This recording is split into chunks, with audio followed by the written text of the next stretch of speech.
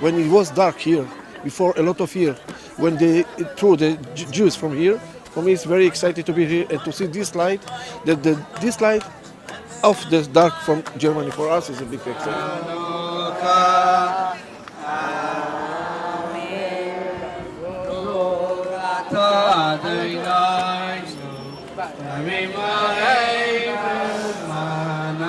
I live in the Ukraine. My father is a rabbi in the eastern part of Ukraine. Hanukkah is a miracle of light, and it symbolizes the idea of winning the victory of light over darkness and prosperity and the freedom of the Jewish nation and of all people. That the Jewish nation and every single person, we believe in one God, that we could practice our religion without anyone disturbing us, and with peace and with harmony. So this is what the candles symbolize.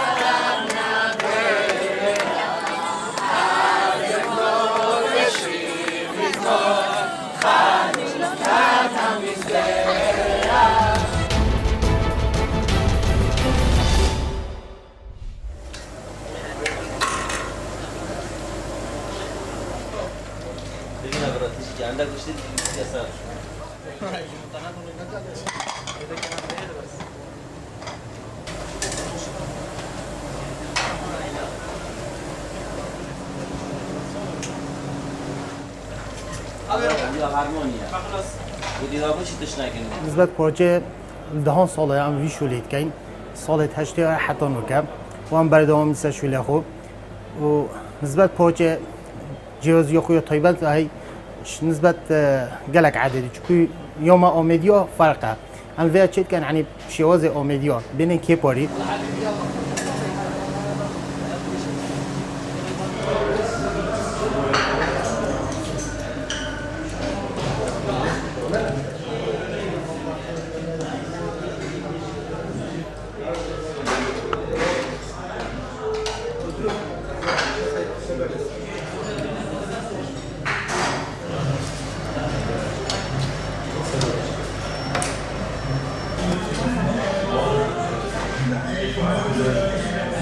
ودي از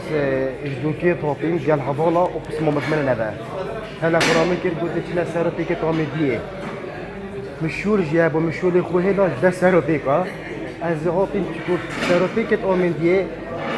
يعني الجواز يقال قال همي سيرتي كتامديه يعني طعمك خوش هاي يا عجيب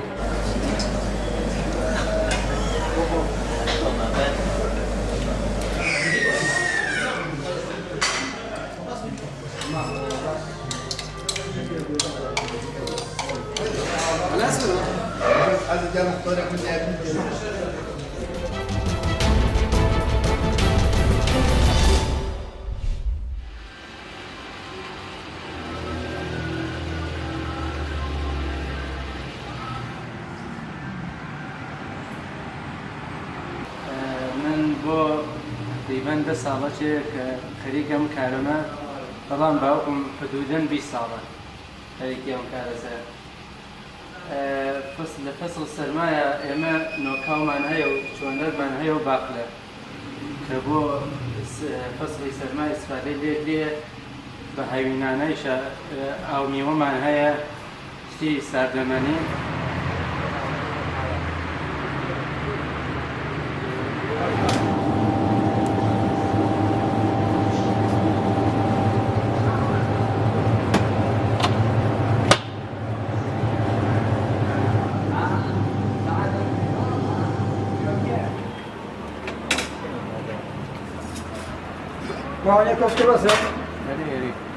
ئەم نۆکاوە فرەتر لە